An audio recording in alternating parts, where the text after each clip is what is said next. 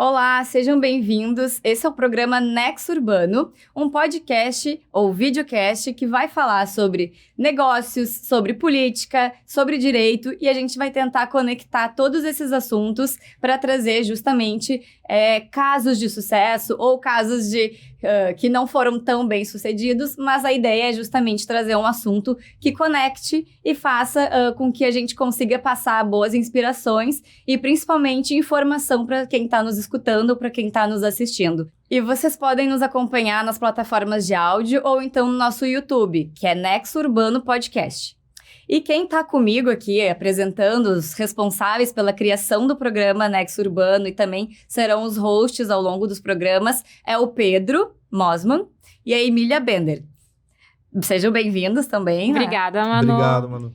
E eu quero, antes de mais nada, falar um pouco sobre nós. Afinal, quem somos nós, por que estamos aqui e o que a gente vai trazer de mensagem para as pessoas que estão nos escutando ou nos assistindo. Eu comecei agora falando porque eu já faço parte da comunicação, sou comunicadora, na verdade sou formada em jornalismo e em direito, né? Depois vocês vão ver que tudo se conecta aqui também. E a ideia é trazer justamente informação, trazer um pouco de conteúdo, trazer um formato diferente que não fique só apegado a dicas ou, sabe, coisas bem específicas, assim, de direito ou um conteúdo. A gente quis mesclar tudo isso com o nosso convívio urbano, né? O que a gente vive mesmo na cidade e que se reflete nas pessoas. Então, já contei um pouquinho de mim, depois, ao longo do programa, posso falar um pouco mais. Mas começa agora por vocês, Pedro, se quiser contar um pouco de ti, né? Para o pessoal saber quem que é o Pedro. Então, já fica lançado um desafio implícito aí depois da tua fala, que é como manter o nível, né? Porque a Manuela, por fazer parte do universo da comunicação, ela manda muito bem nisso, né? Mas, enfim, então, respondendo essa primeira pergunta, o Pedro é advogado, tá? Se interessa muito, assim, pelo universo dos podcasts. Desde que esse formato surgiu na internet, eu sou um grande consumidor disso. Inclusive, a Netflix, por exemplo, tem pouco espaço na minha casa porque podcasts sempre acabam dominando. Porque eu sou uma pessoa muito interessada em histórias. E no momento em que tu entra em contato com esse formato, tu percebe que tu também tem histórias, que tu também tem perguntas, que tu também tem um papel na comunidade que te possibilita tentar, né? Tentar criar. Então, assim, se a gente tem uma pergunta, por exemplo, por que fazer um podcast? Na minha cabeça é por que não fazer um podcast? Sendo que é uma coisa tão legal e existem tantas histórias por aí que a gente pode explorar, né? E, enfim, como eu falei que eu sou advogado, quando a gente estava pensando aqui em criar, em trazer um formato de podcast, assim, para nossa atuação, a gente pensou, obviamente, no início, em fazer um podcast jurídico. A gente acabou ampliando um pouco o espectro para falar de assuntos que impactam o cenário urbano. Porque a gente entendeu que esse recorte, ele possibilitaria que a gente entrasse em contato justamente com mais histórias, com pessoas que, seja no setor público ou seja no setor privado, tem um papel de inovação, tem um papel interessante que impacte o meio urbano. A gente é de Porto Alegre, então, naturalmente, talvez, pelo menos no início, Porto Alegre, Rio Grande do Sul, o podcast seja um pouco mais local, né? A gente traga figuras um pouco mais locais. Mas é isso, assim, basicamente, eu sou essa pessoa. Eu tenho um escritório, aqui a minha sócia está do meu lado, a Emília Bender. A gente trabalha muito com direito administrativo. E eu gosto muito de conceituar o direito administrativo como a matéria do direito, a área do direito que cuida das relações com o Estado. Essas relações podem ser de quem faz parte do Estado com a sua própria administração ou de terceiros com o Estado, né? Então, quando a gente falar aqui, trouxer os convidados, trouxer pessoas que impactam o cenário urbano, como a gente colocou, naturalmente, talvez a gente puxe um pouquinho para a nossa área para falar sobre como que essas relações entre particular e privado se desenvolvem, né? Mas então, acho que eu já me alonguei um pouco, vou passar aqui para a Emília. Então, eu sou Emília, sou advogada também. Eu já sou formada há bastante tempo, acho que eu sou a mais velha aqui do trio. Eu já tenho quase 15 anos de formada, né? Trabalhei algum tempo no setor público e depois de um tempo resolvi migrar para advocacia. Então, tenho meu escritório com o Pedro, né? Já faz... Olha, vai fazer 3 anos agora, né? No meio do ano, 3 anos. E a gente tem esse enfoque, então, do direito administrativo. Como cada um deu o seu recorte, né? De por que quis montar o podcast, por que quis tratar. Quando a gente falou sobre esse formato, eu refleti um pouco e eu pensei o seguinte, eu pelo menos, e o Pedro, acho que divide comigo, né, essa visão, a gente, enquanto advogados que trabalham com direito administrativo, a gente está muito acostumado, principalmente nas questões de litigiosidade, né, de litígios, a ver o Estado e a administração pública sempre do outro lado, então sempre como um inimigo, né? Então, as nossas causas de direito administrativo é uma parte contra o Estado, sempre tem essa relação, né, formada com essa dicotomia, né, entre quem está do lado de cá e o Estado. E eu acho que é interessante a gente trazer nesse podcast aqui uma outra visão, e que também é interessante que os advogados que trabalham com direito administrativo possam ver dessa forma, que é, não vou dizer assim o Estado como um parceiro, mas o Estado e a iniciativa privada e as pessoas trabalhando num mesmo direcionamento, né? A gente acabar um pouco com essa visão de que a advocacia administrativa é uma advocacia contra o Estado, mas também criar cenários, enfim, criar situações em que o Estado possa conduzir, junto com a iniciativa privada, a busca por uma solução na comunidade, ou no Estado, no município, enfim. Então, acho que é isso, né? Sim. Acho que mais sobre mim e sobre cada um de nós, a gente vai poder falar também, contando as nossas histórias, Exato. Né? Contando casos. Vão vir muitos casos, né? Eu acho que a gente vai sim. lembrar. E eu, né, até falando um pouco mais da minha área, eu já trago essa outra visão justamente que tu falou, né? O lado do poder público, né? Por estar né, inserida no meio, na comunicação do poder público. Então, eu sou, né, já falei, sou formada em jornalismo e direito, também teve essa conexão. E aí, também acabei criando uma agência de marketing jurídico que também liga, né, uma coisa a outra. Então, é comunicação para advogados e também foi nesse meio, né, que nós nos conhecemos, né, para formar o Instituto Versta, que coincidentemente já está aparecendo aqui. Vocês me procuraram, né, justamente com essa ideia de oferecer algo a mais para os advogados, né, uma formação que fosse multidisciplinar, que a gente conseguisse trabalhar várias áreas do direito de uma forma contemporânea. Unindo a prática, né, a prática ao conteúdo mesmo, né, a parte mais acadêmica. Isso. E daí aqui, só aproveitando que tá aqui também, daí a agência é a Social Law 220, né, Bender e Mosman é o escritório deles, que vão estar aqui apoiando, né, a gente tá representando cada um deles, mas pelo menos nesse primeiro episódio, nesse primeiro episódio, são os apoiadores, e fico muito feliz que deu certo, a gente conseguiu tirar do papel, essa parte, por estar no lado da política, acho legal trazer alguns exemplos que eu vejo, né, que dão certo na prática. Acho que tem muito a ver isso, assim, de alguém ter uma super ideia, mas aí, por algum motivo, ou pela legislação, ou por algum fator, assim, a pessoa não consegue avançar. Eu acredito que, pelo menos, né, em Porto Alegre, o empreendedor pode ter alguma a ver, sabe? Pode ter... encontrar alguma solução, enfim, acho que a gente também pode trazer isso, assim. Eu acho que Porto Alegre, não só por ser a cidade em que a gente mora, né? Eu não sou de Porto Alegre, sou de Caxias. Eu sou de 3 de Maio, interior do Rio Grande do Sul. Isso, eu sou da Serra, então... Acho que o Pedro é o único porto-alegrense raiz. Sou um porto-alegrense. Sou um porto-alegrense. Mas não só por ser a cidade em que a gente mora, e eu já moro em Porto Alegre há 20 anos, né?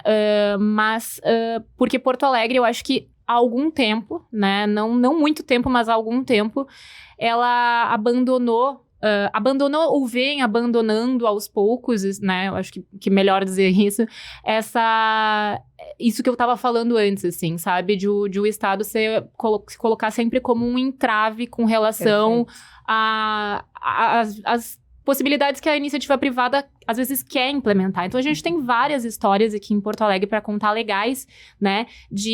Enfim, aí os modelos são vários. A gente tem concessões, a gente tem parcerias público-privadas, a gente tem várias, né, histórias para contar, cases aqui em Porto Alegre, em que a iniciativa privada chegou em algum espaço que estava abandonado ou que não era tão bem utilizado, se colocou, fez ali uma parceria com o Estado, e quem ganha com isso é a população, né?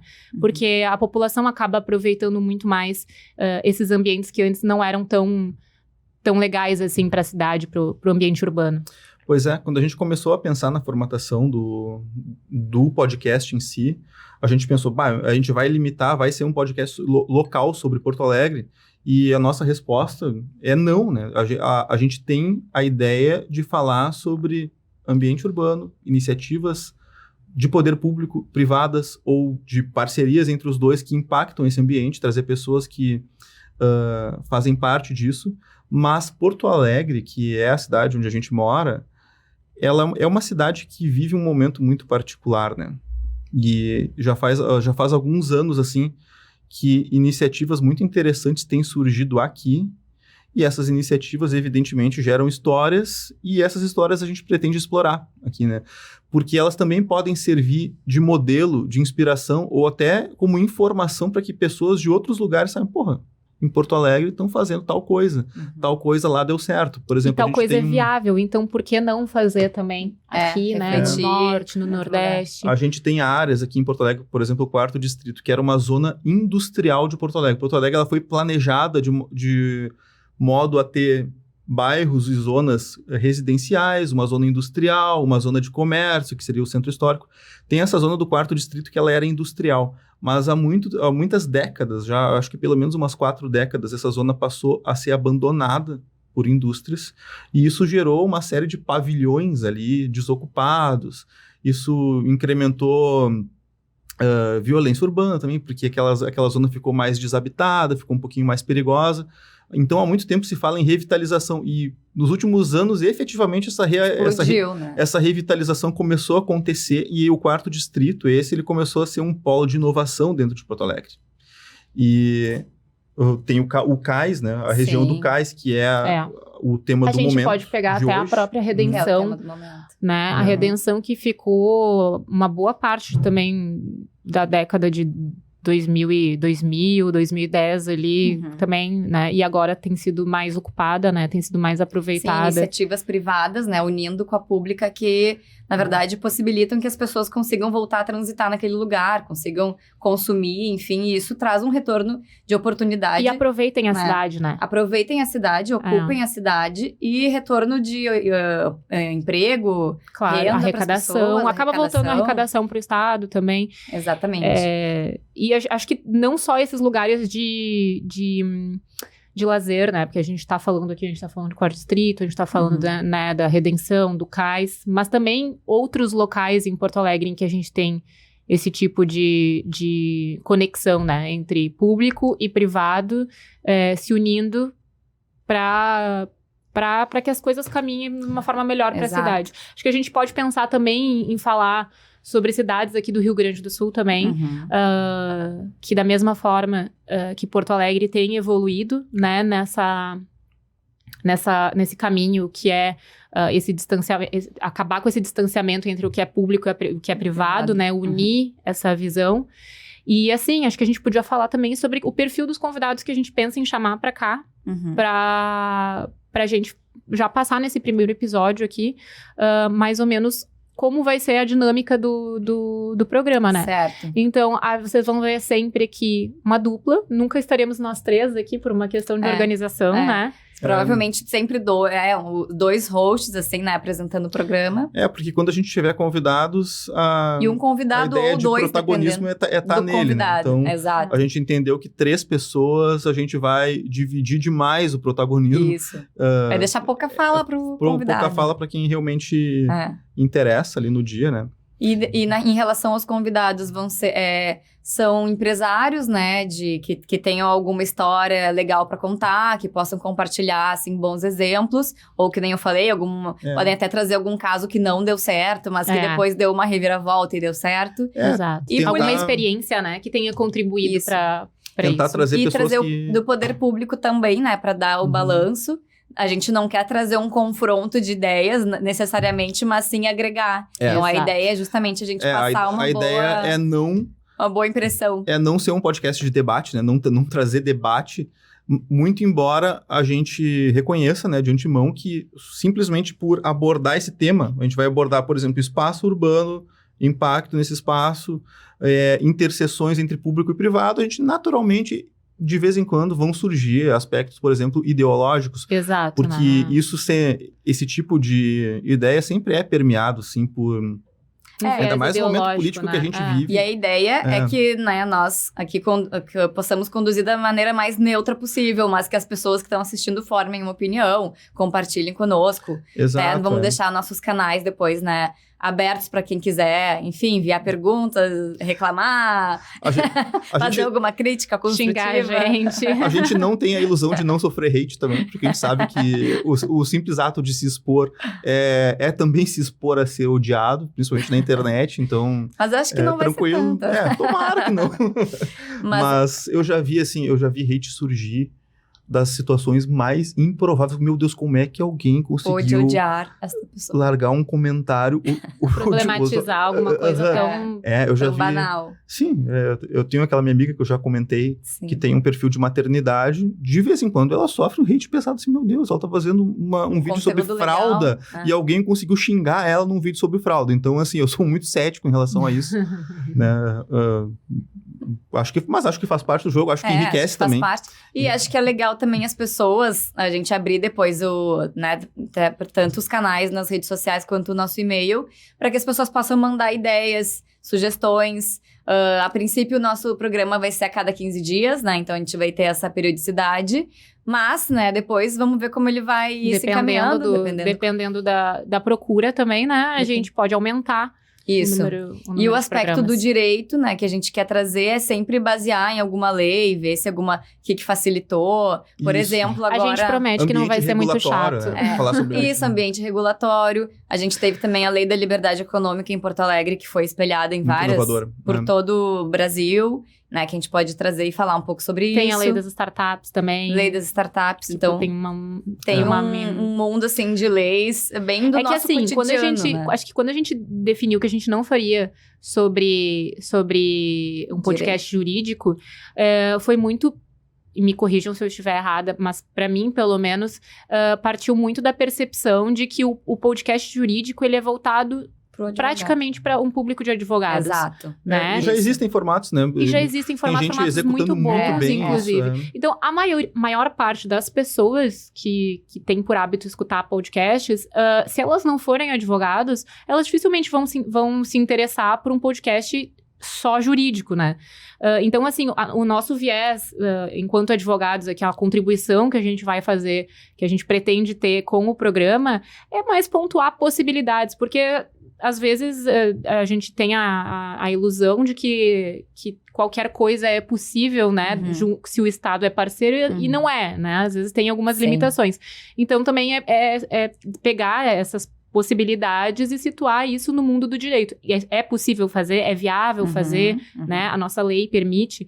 Então, acho que é mais por aí. Mas a gente não pretende também abordar questões muito técnicas, né? Pra não ficar muito maçante para as pessoas. Sem juridiquês, né? Por favor, sem juridiquês. Quebrando essa barreira e trazendo, até aproximando, né, o direito, assim, da vida real, né? Acho que do cotidiano das pessoas. E até puxei aqui para ver o nosso público, né? O que a gente tinha definido, que na verdade são todas as pessoas que estão interessadas em escutar sobre inovação, em saber, ter ideias, assim, de como elas, algum caso de sucesso pode influenciar na carreira delas ou não, como aquela pessoa resolveu aquele problema jurídico, ou...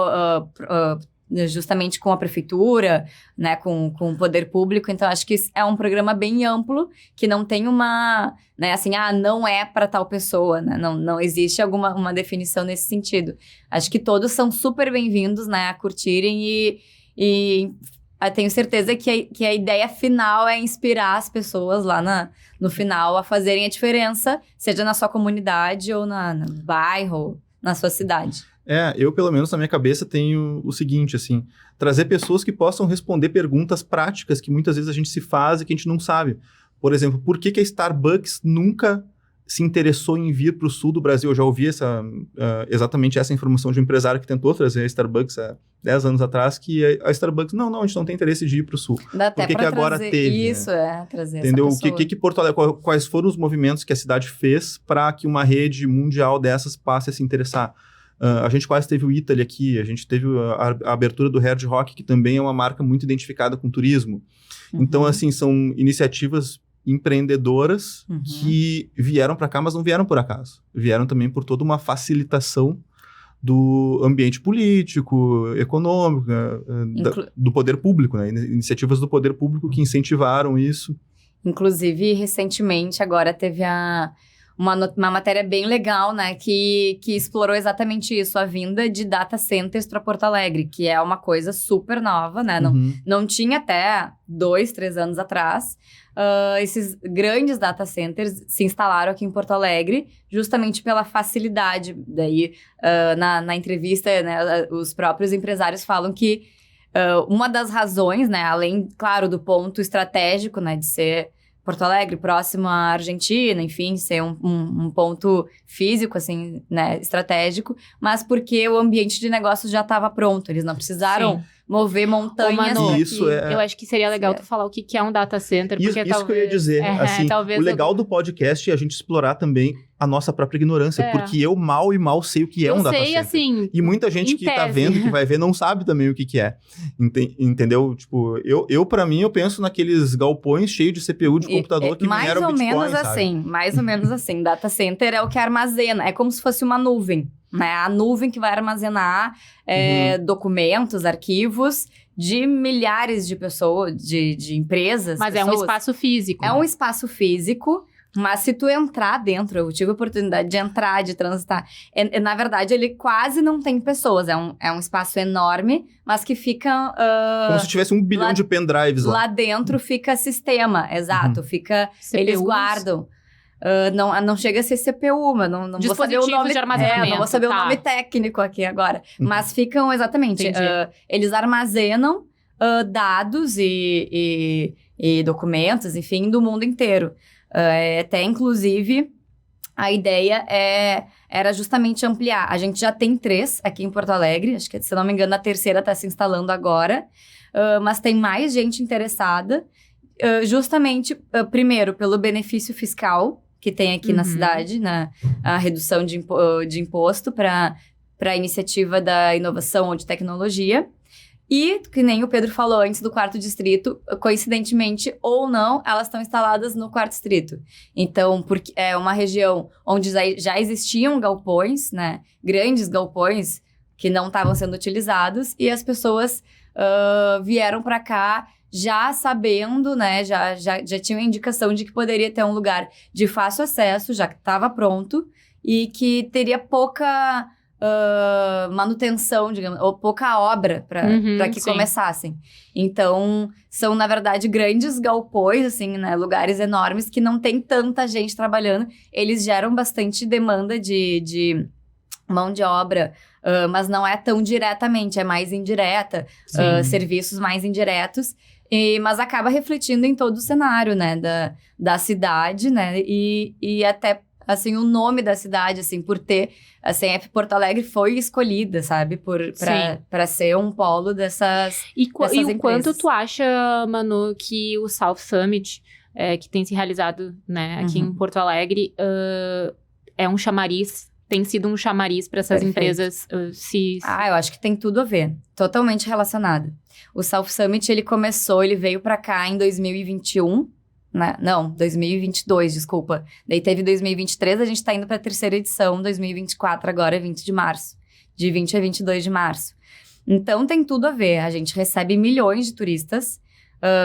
nessa época do ano, principalmente, mas muita empresa interessada em fazer negócio. Sim, é um turismo bem voltado para isso, turismo pro né? negócio. Então, Pra assim, negócios. as empresas vêm para cá já esperando algo novo. Então, assim, elas querem investir em alguma novidade e querem e o legal aqui é que a cidade quer que esse volume, assim, E tem se tornado um evento para Porto Alegre, né? Não, Porque é um evento grandioso para Porto Alegre. Porque justamente a gente quer que essas empresas cresçam aqui, Sim. reter esses talentos, né? Se puder reter esses talentos, melhor, para eles não abandonarem a cidade, não abandonarem Porto Alegre. Mas principalmente contar com a iniciativa privada do mundo inteiro. Então, as pessoas estão de olho no que está acontecendo aqui. Os hotéis ficam lotados. Daí é que eu falo do efeito cascata, né? Então, assim, na época do South Summit, hotéis lotados, a gastronomia ganha. Os restaurantes são bem mais... Tudo, assim, o turismo... tanto aqui na cidade quanto na área rural. Não sei se vocês sabem, a gente tem uma área rural bem turística em Porto Alegre. Na Zona Sul. Eu moro praticamente na área rural. Então, e realmente é de turismo, assim, as pessoas levam grupos pra lá pra conhecer essa outra Porto Alegre. Esse viés do turismo em Porto Alegre, né, eu acho que tem sido muito falado nos últimos anos, talvez não falado de forma expressa, mas é algo que tem crescido em Porto Alegre. Eu até falei pra vocês o outro dia que a gente se juntou pra falar um pouco desse projeto, que quando era 2012, tá? Final de 2012, dezembro de 2012, tinha uma amiga minha daqui que ia casar e ela era minha amiga porque eu conheci quando eu morei fora do Brasil. E nós tínhamos um grupo de amigos que a gente... Era cada um de um lugar do Brasil. Então, tinha gente de Natal, tinha gente de Belém, tinha gente de vários lugares do Brasil. E, enfim, ela fez o casamento aqui e convidou todo o pessoal, né, desses amigos que a gente tinha de fora, que a gente fez quando a gente morou fora, para vir para cá. E eles resolveram vir para ficar uma semana aqui em Porto Alegre. Desde 2 dias antes do casamento até 4, 5 dias depois. E aí eu, fui organizar o que fazer com eles em Porto Alegre. Não vi. Pensa, 2012, a gente não tinha cais, a gente não tinha orla, a gente tinha... Difícil, né? Difícil. Olha, e eu queria dizer pra eles, venham pra cá de novo, Porto Alegre é legal. Vocês... E a não gente vão pra Gramado apenas. Não precisa só passar aqui pra ir pra Gramado. Tem coisas pra gente fazer aqui. E foi uma época, assim, que realmente eu encontrei dificuldade em levar eles para conhecerem lugares em Porto Alegre, assim, de convívio, né? Espaços urbanos, assim, de convívio agradáveis e que a gente conseguisse ficar ali. Então... Tinha, tá? Não é que não tinha, a gente foi. Em 2012 tinha um Parcão, o Parcão, exato. Um dia eu levei pra almoçar no mercado público, né? Porque é uma coisa tradicional. Foi uma boa ideia. Levei pra almoçar no mercado público, a gente foi uma tarde, ficou no Parcão tomando chimarrão. A gente até veio aqui no cais, né? Mas na época era o galpão ali, não tinha infraestrutura. Então, eu lembro que eu pensei assim, Porto Alegre tem um visual bonito, pode ser mais explorado, né? Por que a gente não tem um turismo que é incentivado aqui para esse lá, para isso, né? Esse turismo urbano. Não ia pegar esse gancho, até agora essa semana saiu, né? Finalmente o Cais Mauá foi concedido. É verdade. Então, assim, já é uma alegria, assim, acho que as pessoas... Acredito que, assim, não tem quem não tenha ficado, pelo menos, esperançoso com o que tem por vir em Porto Alegre. Porque eu acho que tem muita oportunidade. Acho que hoje, 6 dias seria pouco, assim, pra pessoa conhecer, assim. Acho que já dá pra gente fazer um roteiro bem amplo. E acredito que os lugares também estão se preparando. Então, assim, teve essa...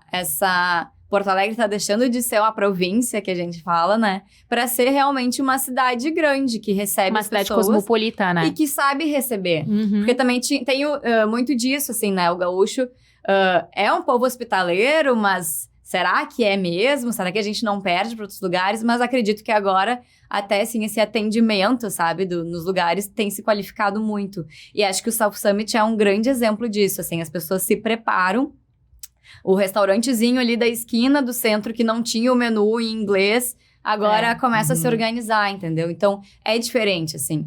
E, claro, a gente tá falando de turismo, mas é óbvio que tudo isso reflete diretamente no Porto Alegrense, né? A gente mora aqui, a gente quer que a cidade seja bonita, a gente não quer uma cidade no meio do lixo, que as pessoas, né, que a gente encontre problemas o tempo inteiro. Então, acho que isso reflete muito, assim, na autoestima do morador, sabe? Eu vou te explorar brevemente como entrevistada para te fazer uma pergunta. É o seguinte, Porto Alegre tem um muro nessa região onde, que a Manuela acabou de falar, que foi concedida hoje ou ontem, né, o Cais Mauá. Porto Alegre tem um muro. Vou falar... que dia foi ontem? Terça-feira, porque não sei quando a gente vai rodar o programa. Então... Isso. Terça-feira, dia 6 de fevereiro. Teve... isso, né? Terça-feira, 6 de fevereiro. Teve uma enchente em 1941 na cidade, que inundou todo o centro, e depois disso... Aliás, teve uma outra na década de 60, né? E aí alguém resolveu fazer um muro para que o rio não avançasse mais sobre a principal área da cidade. Esse muro está lá até hoje. Sim. Então, esse muro impede a interseção, né? Da Guaíba, que o nível de água... Ele impede a água, mas também impede o nosso acesso à vista do rio ali, ao próprio rio, a essa zona de margem ali. Então, esse projeto, pelo que eu entendi, ele envolve a derrubada do muro? Finalmente foi derrubado? Ele não envolve a derrubada do muro, porque a gente nunca... não vou falar, gente. Porque nunca foi falado em derrubada do muro. A ideia central sempre foi substituir ele. Porque o que acontece? Até mesmo no final do ano passado, teve o rio Guaíba, Rio-Lago Guaíba, ele teve, né, ele subiu. As então, comportas foram acessadas. E as comportas, né? Foram fechadas, e muita gente falou que a gente ia retroceder nessa ideia do muro. Se não tivesse. E as pessoas têm razão. Então, o que se fala muito, né, na prefeitura, o que é muito discutido com empresas? A substituição desse muro por algo que seja flexível, que seja móvel. Então, algum sistema, que daí já existe em outros lugares do mundo, onde ele possa baixar quando não tem nada, e quando começa a chuvarada, enfim, né, quando... eu vi meteorologista também avisa, a gente subiria esse muro. Claro que existem muitas maneiras, né? Não se sabe qual é o melhor material, qual é o melhor equipamento para fazer isso. Então, acho que é isso que está em discussão. Mas nesse projeto da concessão é previsto não a retirada do muro, mas a substituição dele por algo que possa ser mais... Mas não especificaram o que esse consórcio... Não está especificado, tá. Eu vi num programa de rádio, uma rádio local aqui nossa, não sei se tem algum fundo de verdade ou se foi uma ideia. Alguém falando que poderiam... mudar para arquibancadas. Então, assim, por exemplo, que ficasse um espaço de convivência ali na beira do rio e arquibancadas, assim como a gente tem ali na Orla, sabe? Tem uma parte da Orla aqui em Porto Alegre que tem quadras, né? Tem bares, enfim, espaço para bicicletas e quando chega mais perto da rua, né, dos carros, aí tem uma arquibancada que a pessoa pode sentar ali, conversar, tomar chimarrão, enfim. Assistir o pôr do sol. E assistir o pôr do sol. Eu vi alguém falando, tá? Que poderia ser implantado algo do tipo. Acho que é possível também, pode ser uma solução. Acho que o ideal, assim, né, o que tá proposto no edital é que a pessoa, que esse grupo venha com uma ideia. Que venha com uma ideia de... não acabar totalmente, a gente sabe que é necessário alguma contenção, sim, mas que possa propor algo inovador, que deixe a cidade bonita, que seja acessível, a gente consiga enxergar o outro lado, e que tenha, né, cumpra o seu papel ali. Sim, que conecte, por exemplo, a segurança, eles já ganharam. A necessidade de segurança com também o usufruto dos porto-alegrenses desse local, né? Isso, exatamente. Mas assim, o consórcio já ganhou a obra, né? Eles vão poder explorar. Não está especificado o que eles vão ter que construir. Quando eles vierem com o projeto, o poder público precisa aprovar o projeto ou eles já têm autonomia para criar isso aí? Essa é uma boa pergunta, Pedro, que até a gente vai poder explorar em outro podcast, que eu acho que ela rende muito. Então, o que tem, na verdade? Tem uma previsão de investimento, né, de 350 milhões. Então, essa é a previsão total de investimento no lugar. Eles podem tanto construir, eles falam, não é revitalização, é a urbanização do lugar, recuperação e urbanização do Cais Mauá. Sim. Então, a ideia é recuperar a parte ali do cais, né? Que ela vai ser fixa, a gente não vai perder nada do que já tem. E construir, pode ser construído habitações, pode ser construído coisas que possam, né, refletir para eles em algum lucro, né, futuramente para esse grupo que está investindo. Mas tem, então, esse número de investimento e acredito que os projetos vão ser discutidos, sim. Acho que eles não têm um livre-arbítrio para construir o que quiser. Vai ter uma fiscalização, né? Assim como já teve, porque a gente já teve essa concessão do Cais Mauá em 2020, se eu não me engano. E aí, o governo do estado observou que essa empresa não estava obedecendo, não estava cumprindo com o que estava escrito no edital, não estava fazendo obras, não estava se mexendo para ir adiante. E daí, sim, foi cancelado o procedimento. Então, daí por isso que teve outro. Então, acredito que vai ser uma fiscalização constante do poder público, mas mais que isso, uma construção em conjunto, assim, porque a ideia é que todo mundo saia ganhando. Tanto é que não tem algumas especificações, né? Eles não podem fechar a área e nem cobrar pelo acesso. Então, assim, as pessoas vão continuar tendo livre acesso, não existe ingresso, a não ser que seja algum evento pontual, como o South Summit, né? Sim. Mas não existe ingresso para entrar lá. Então, acredito que muitas coisas agora vão começar a ser conversadas. E a previsão ali do governo do estado é que até o fim do ano já tem alguma obra, né? Passado todos os trâmites, né? Já tem alguma obra de início para sinalizar justamente essa recuperação aí do espaço, né? Que está abandonada há muitos anos. Essa tua explicação eu achei excelente por 2 aspectos. O primeiro é que ela evidencia, assim, como pílula, bastante do aprofundamento, assim, que a gente pretende ter nesse podcast, né? De o nível de aprofundamento nos assuntos mesmo para tratar sobre esses temas. E o segundo motivo é o quanto essas discussões, elas vão muito além de ideologia, que é como elas muitas vezes são tratadas, né? Porque, assim, a gente não está falando sobre...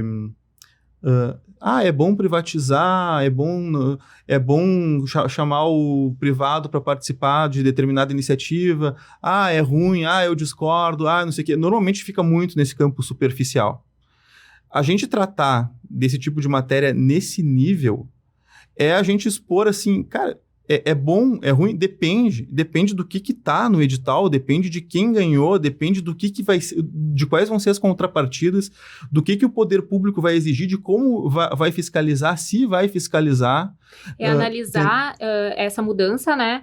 A partir, sem amarra ideológica, né? Exatamente. Desvinculada de qualquer posição ideológica, porque a gente sabe que hoje, no Brasil inteiro, né?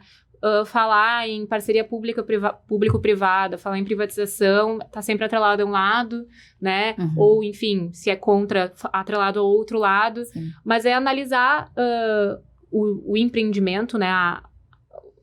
Esse movimento, né? De revitalizar, de recuperar, né? De urbanizar, especificamente o Cais do Porto, sobre o aspecto que mais importa, o quanto isso vai beneficiar os porto-alegrenses, o quanto vai ser bom para Porto Alegre. Por exemplo, ou não, né? Ou não. A gente teve uma discussão recente aqui, Porto Alegre recentemente sofreu com uma tempestade muito forte, eu não sei classificar, não sei se foi ciclone, se foi furacão, aquilo, mas foi forte. 129 quilômetros por hora, parece, o vento. Daí eu também não sei classificar, mas parece que chegou a isso.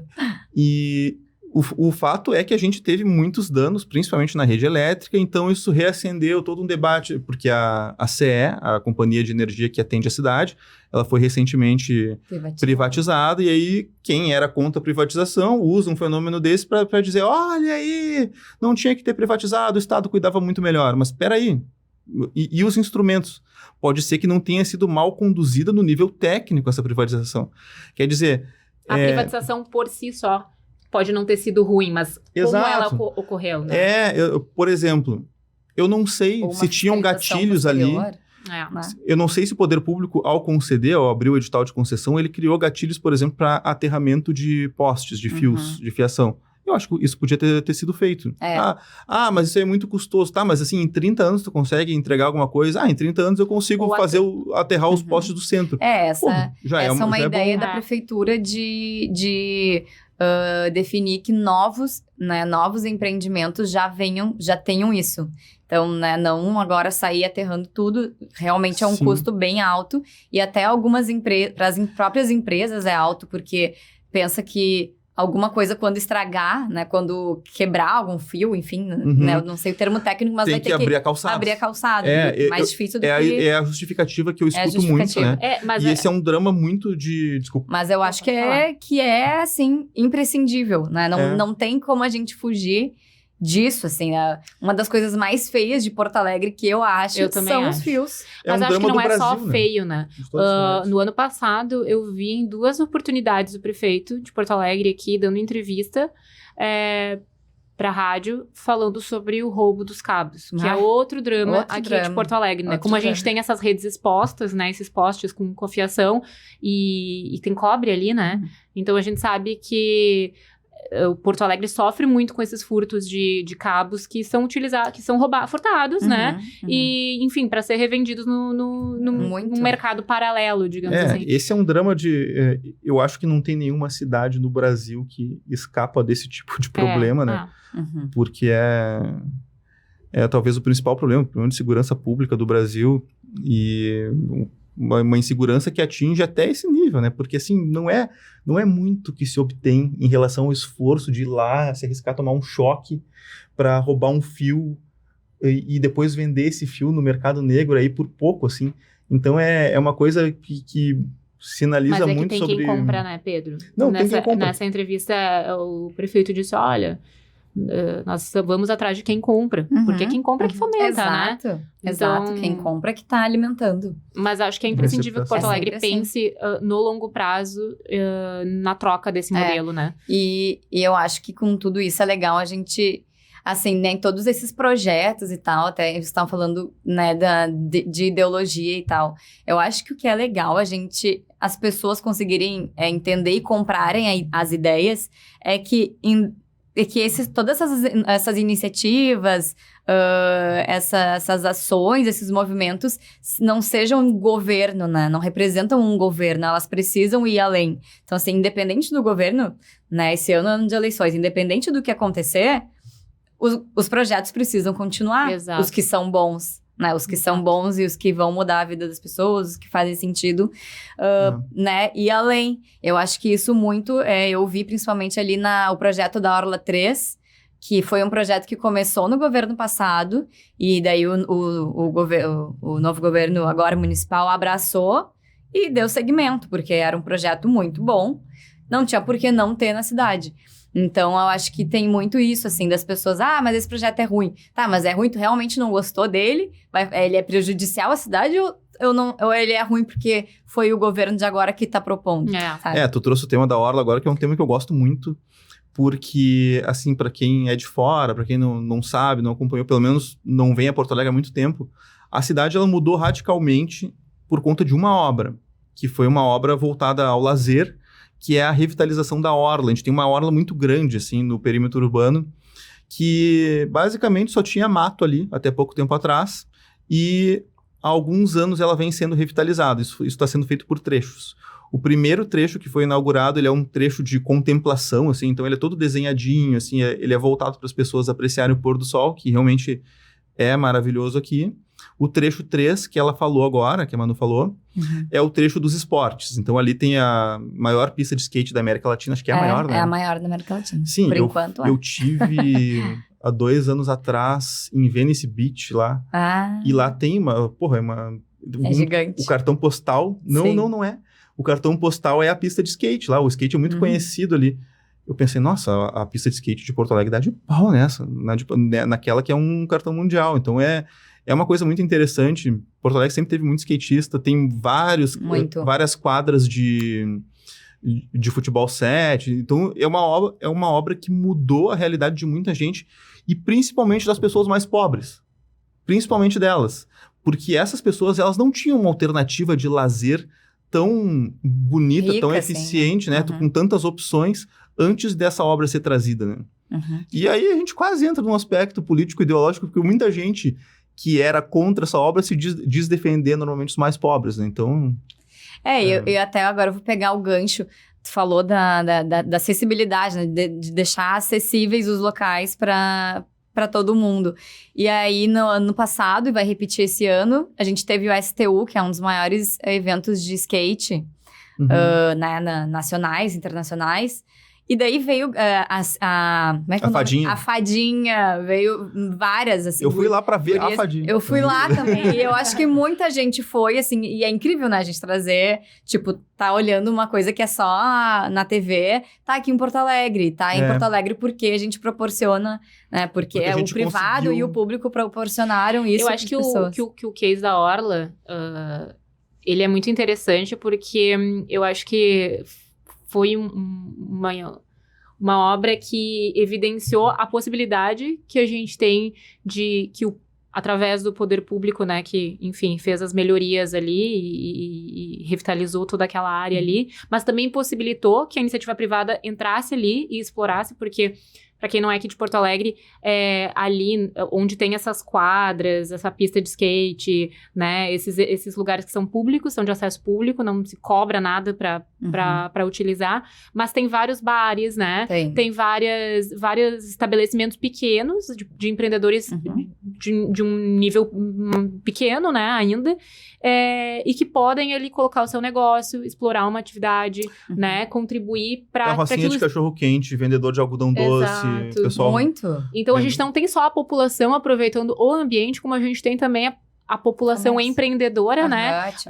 Se utilizando daquele espaço ali e contribuindo também para o local. Porque enquanto tem gente circulando ali, o lugar é seguro. Exatamente. Né? Enquanto ele está ocupado, muito a ocupação urbana é muito importante, porque enquanto ele está ocupado, ele é mais seguro, né? Ele se mantém também. Claro que a gente tem casos, exceções de depredação, mas ainda bem que acho que em Porto Alegre, nesse lugar, assim, a gente não tá acontecendo, né? As pessoas estão mantendo, a não ser a questão do lixo, que às vezes tem alguns finais de semana que acaba excedendo um pouco, mas no geral a gente tem um lugar que está bem ocupado e que a população toda está se beneficiando, né? Com certeza, e tem até um outro exemplo, que daí saindo um pouco da orla, e daí vocês vão observar por toda a cidade, é o crescimento dos parklets. Daí, vocês, não sei, daí eu vou explicar o que é, que são ambientes por fora do restaurante, né, ou do bar, que ocupam ali 2 ou 3 vagas da parte da rua mesmo, né, o estacionamento dos carros da calçada, né? E com mesinhas e tal, para as pessoas ficarem do lado de fora.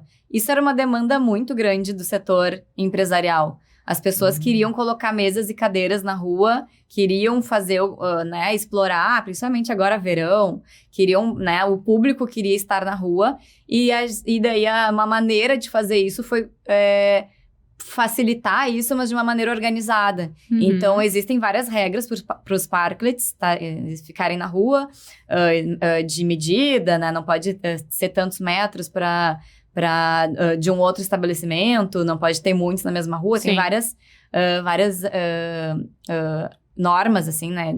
Pontos, assim, que o restaurante ou o bar tem que respeitar. Mas foi viável. Isso graças à iniciativa privada, que, de novo, né? Foi batalhando até conseguir... Lançou essa demanda, né? Lançou essa demanda, exatamente. É que eu acho que é isso. Isso é o principal, assim. O poder público... Ele não tem as grandes ideias. Ele responde, né? Ele é reativo. Exatamente. Que eu acho que é o que ele deve ser. O privado vem... eu queria muito fazer isso. O público nem pensou nisso, porque não é a atividade dele. Claro. Ele tá fazendo outras coisas, cuidando da saúde, Isso. Então, assim, veio com uma demanda... E hoje a gente tem muitos por toda a cidade. E dá certo, as pessoas usufruem. É algo legal, é algo que as pessoas valorizam no ambiente. Sim. Então, acho que é um exemplo também, né, na devida proporção de algo que as pessoas estavam pedindo por isso, né, o público estava pedindo por isso e foi atendido. É verdade. Né, nesse sentido. E daí a gente pode dar vários outros exemplos, né, saindo de Porto Alegre. Manu, na tua atuação, já explorando muito, porque, enfim, tu tá em contato com muita coisa interessante. Da parte mais social, assim, eu sou uma pessoa que... Eu normalmente passo bastante tempo tentando entender como é que é a vida de algumas pessoas que eu acho que estão em situação de extrema vulnerabilidade, entendeu? Tipo mendigos, pessoas em situação de rua. Porque eu acho muito degradante como sociedade a gente ter pessoas vivendo nesse tipo de condição. Eu olho São Paulo, a Cracolândia lá, eu fico me perguntando, tentando entender quais são as condições da cidade que fizeram com que aquilo existisse, né? E eu já encontrei explicações. Então, assim, o que a prefeitura tem feito para acolher essas pessoas? Como é que é isso? Como é que é quando faz um frio muito grande aqui? Como é que é o atendimento? Tá. Sim, tem tem alguns programas, tá, que do governo mesmo, da prefeitura, que é de acolhimento das pessoas, de ir até as pessoas e tentar acolher elas e levar a gente tem vários abrigos, né, alojamentos. Quando é muito frio, geralmente a gente abre pontos maiores. Por exemplo, no ano passado foram, se eu não me engano, 2 pontos de acolhimento, a Casa do Gaúcho e mais um outro local ali, um ginásio da Eu FASC. já vi o Internacional. Eu ia dizer o o Beira-Rio também já o Gigantinho, recebeu. né? Eles costumam abrir o Gigantinho. Tá, mas assim, eles abrem o Gigantinho porque a prefeitura não consegue atender todo mundo que precisa ser atendido?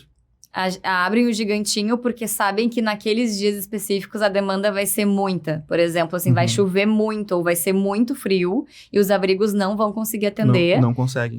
E precisa de um cuidado a mais, por exemplo. Provavelmente essas pessoas vão ficar lá muitos dias. Vai precisar ter refeições, café, almoço, janta, lanche. Vai precisar ter um cuidado a mais, porque o alojamento, o abrigo, geralmente a pessoa passa a noite e sai. Né? Então, assim, quando tá esses frios, quando tem, né, esses frios extremos, são locais que as pessoas ficam, né? Vão com, às vezes até com família, né? Por exemplo, hoje é um dia que a gente deve estar beirando aí, sei lá, 28 graus, alguma coisa assim, perto de 30, tá um dia quente, a gente tá num período quente do ano. Vamos dizer assim, hoje tem lugar para acolher todo mundo que precisa de acolhimento? Hoje tem lugar para acolher todo mundo, tá? O que acontece é que muitas pessoas não querem ir, e optam por não ir. Então, hoje tem lugar para acolher todo mundo. Nesses dias que são muito extremos, a gente sabe. Ou, por exemplo, assim, uma catástrofe que nem a gente teve agora, né? As pessoas ficaram desabrigadas, então daí abre o alojamento, a gente sabe que vai ter uma demanda muito alta, né, além do normal, mas hoje Porto Alegre tem, só que tem até vaga, acaba sobrando, porque nem todo mundo quer, tem essa noção. Tem uma população que é mais resistente. Esses dias eu tava pesquisando sobre isso, assim, sobre muitas pessoas fazerem essa opção de querer ficar na rua quando tem, às vezes, um abrigo. E eu encontrei algumas respostas. Uma delas me surpreendeu bastante, que muitas vezes o mendigo ele tem um cachorro. A pessoa que está em situação de rua, né? Ela tem um cachorro, ela tem um animal de estimação. E, inclusive, até é uma coisa que a gente nem sabe, né? Muitas vezes eles têm esse cachorro porque o cachorro, ele ajuda, né? Ele... Defende. Defende. Exatamente. Ele te alerta, ele é um companheiro mesmo. E aí eu vi um assistente social lá de São Paulo falando que, às vezes, os abrigos, eles não têm, por exemplo, um canil. Nem todo abrigo então, a pessoa tem que... Ela não consegue ir pra lá sem o animalzinho dela. Então, aqui a gente já tem canil nos abrigos? Nem todo abrigo tem canil, tá? Agora, quando a gente teve os alojamentos extras esses, né? A gente tava também recebendo animais. Então, foi feito toda uma força-tarefa para receber, para pegar... tudo pros animaizinhos. Ração. Mas legal que a prefeitura conhece já a necessidade. Isso tem a necessidade. Importante. Agora, não tem ainda, não são todos os abrigos que conseguem ter isso. Até porque vai ter alguém que... a gente não consegue misturar, entendeu? Vai ter alguém que não gosta de cachorro, é alérgico a cachorro. Sempre vai ter a pessoa que não quer conviver ali com o animal. Não tem como...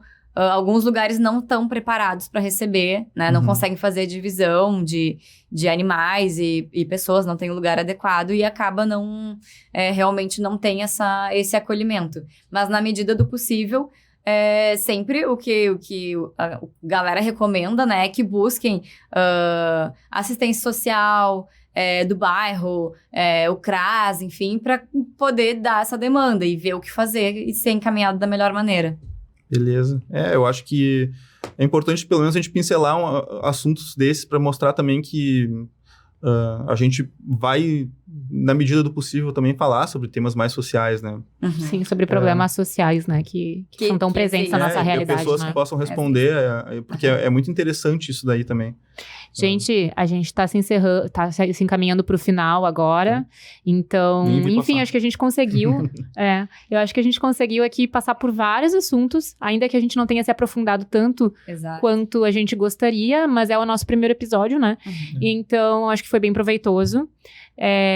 Eu vou deixar a rede social aqui do Nexo Urbano para todo mundo acompanhar via Instagram. Temos o canal no YouTube também. Manu, como é que é o canal no YouTube? Então, no YouTube é Nexo Urbano Podcast, tá? O nosso e-mail de contato é nexourbanopodcast@gmail.com. Para quem quiser mandar alguma sugestão de pauta, pode conversar conosco por lá. E o Instagram, Nexo Urbano Podcast, que a gente vai botar alguns vídeos mais curtinhos, enfim, para as pessoas poderem interagir e conhecer um pouco mais sobre os assuntos. Isso, e quem gostou do formato e quiser contribuir, manda e-mail pra gente com sugestões de pessoas pra gente entrevistar. A gente promete que vai atrás das pessoas com perguntas, com problemas pra gente tratar. Pô, tem tanta coisa pra falar, né? Tem transporte urbano, tem, né, essa parte toda do lazer, tem questão de saúde também, né? Que cada vez mais a gente tá vendo a iniciativa privada conversar com a saúde mesmo, pública. Né? E como o poder público está se organizando para... A demanda é muita. Então, né, como é que a gente se organiza para tentar atender o máximo possível? Exato, tem muita coisa aí. Então, é isso. Para encerrar, eu quero dedicar pelo menos a minha participação aqui nisso hoje ao pai de uma amiga que faleceu há 2 dias atrás, o Papi Galvão. Era meu amigo de rede social também. Ele era proprietário de um jornal aqui na região carbonífera, na região ali de São Jerônimo. Ele, enfim, era uma pessoa que eu acompanhava já há algum tempo ali, amigo de Facebook. Quero desejar forças para a Gabi aí e dedicar pelo menos a minha participação aqui no episódio ao Papi. Que legal. Fica nós todos, então, essa homenagem, né? E quero agradecer a vocês por a gente conseguir tirar essa ideia do papel, que é uma ideia antiga de estarmos juntos. O do podcast é uma ideia nova, né? Mas de estarmos juntos, acho que surgiu já há pelo menos uns 2 anos. Então... A gente que te agradece, Manu. A legal, conversa contigo é sempre muito... esclarecedora a tua fala, tem muita clareza. Então, assim, acho que a grande atração do nosso primeiro episódio foi tu, que pôde responder várias das nossas perguntas, que tem esse contato... virando meio como entrevistada, né? Tu tem esse contato mais próximo, com esses projetos todos. Né? Então, muito obrigada também. Eu que agradeço e tenho certeza que vai ser uma grande parceria, com grandes nomes por aqui. Pessoal, então o primeiro programa Nexo Urbano fica por aqui. Obrigada a todos que nos acompanharam. Compartilhem com os amigos, compartilhem com quem vocês acham que realmente tem interesse no assunto. A gente tem certeza que quanto mais pessoas se informarem e conseguirem se inspirar através de grandes histórias, melhor. Então, nos sigam também nas redes sociais, Nexo Urbano Podcast. E voltamos no próximo episódio, mais ou menos daqui a uns 15 dias.